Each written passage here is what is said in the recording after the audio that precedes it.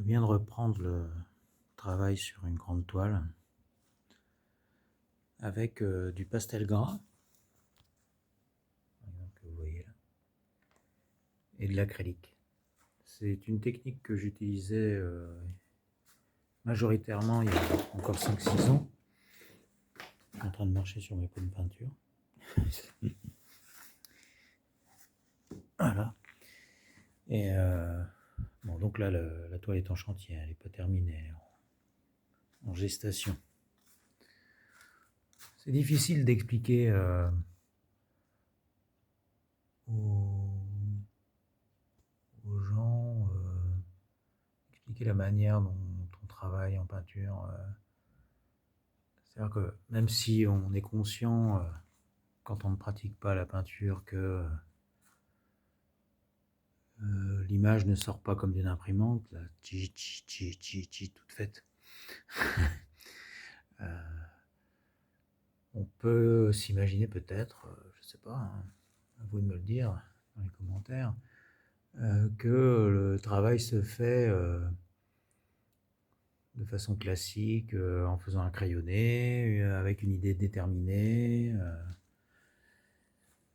une construction de plus en plus sérieuse, et puis ensuite on met les couleurs sombres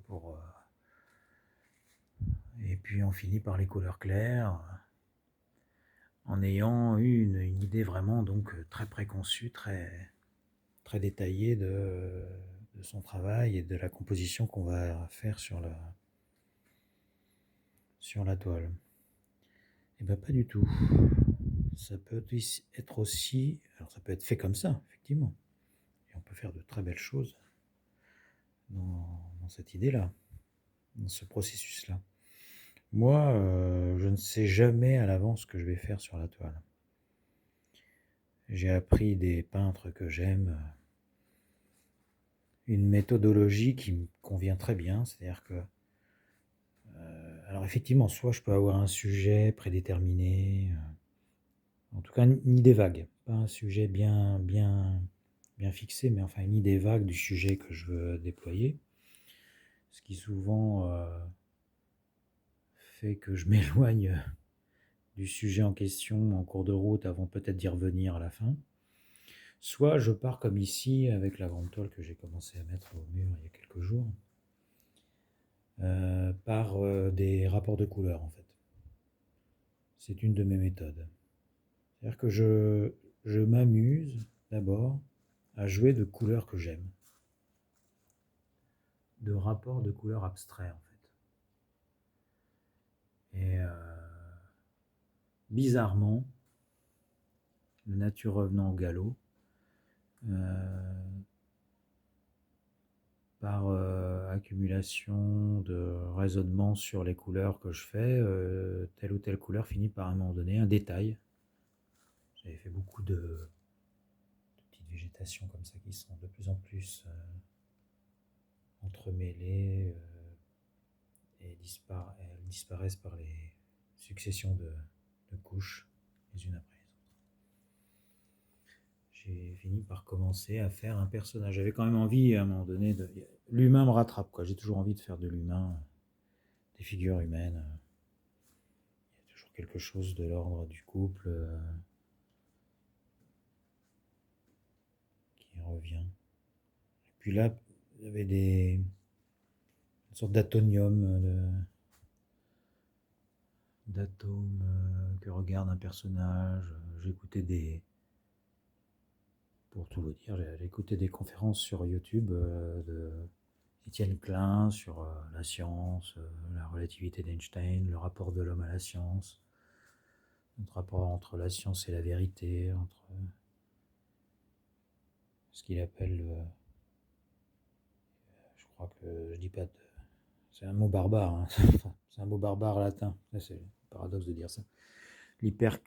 L'hypercrédit... parianisme, je ne sais plus.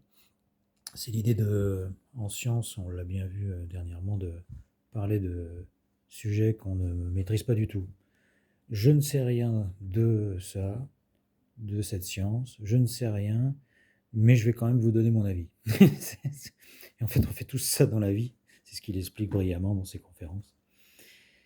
Ce qui amène aujourd'hui à beaucoup de confusion entre la science, la recherche, la vérité, ce qu'on sait et ce qu'on croit. Alors là, voilà, enfin, ça nous emmène à... Du coup, ça m'a emmené dans des réflexions là-dessus et je fais donc un bonhomme qui est un petit peu... Je ne sais pas s'il est étonné encore. Il pourrait même changer d'attitude, hein. Il est un petit peu en train de manipuler tout ça. Alors, est-ce qu'il maîtrise, est-ce qu'il maîtrise pas? Ça, je peux pas vous dire.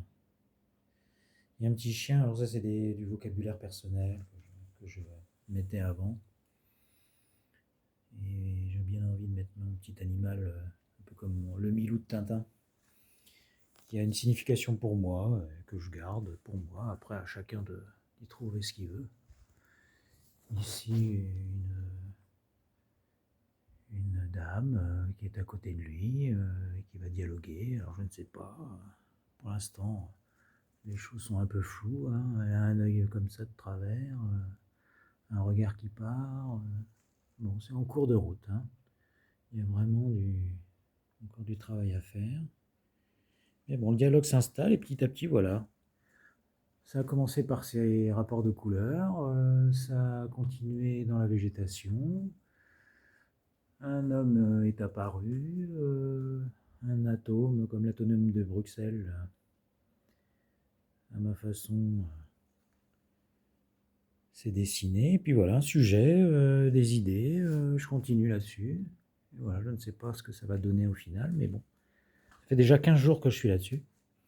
Et je reprends donc une technique qui est de l'acrylique et des pastels gras que je faisais très intensivement ces dernières années, jusqu'à il y a 5 ans, il y a 5-6 ans, où j'ai changé de technique pour me consacrer à de l'acrylique liquide qui me faisait dessiner sans matière, en fait.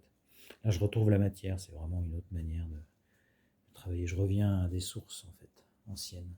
Ce que j'adore, c'est ça, c'est quand même la chaleur du grain, de l'épaisseur. On travaille vraiment différemment à chaque fois selon les techniques. Et puis du coup, la technique parle par elle-même. Donc si on arrive à se concentrer sur ce qu'on fait, on peut à la fois imposer quelque chose avec ses connaissances, son savoir, mais la matière, elle propose aussi quelque chose, elle force, elle contraint, elle rend humble, souvent.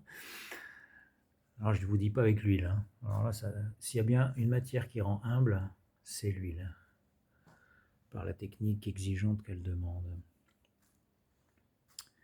Voilà, c'était des petites réflexions du jour sur la toile en cours. À bientôt pour la suite.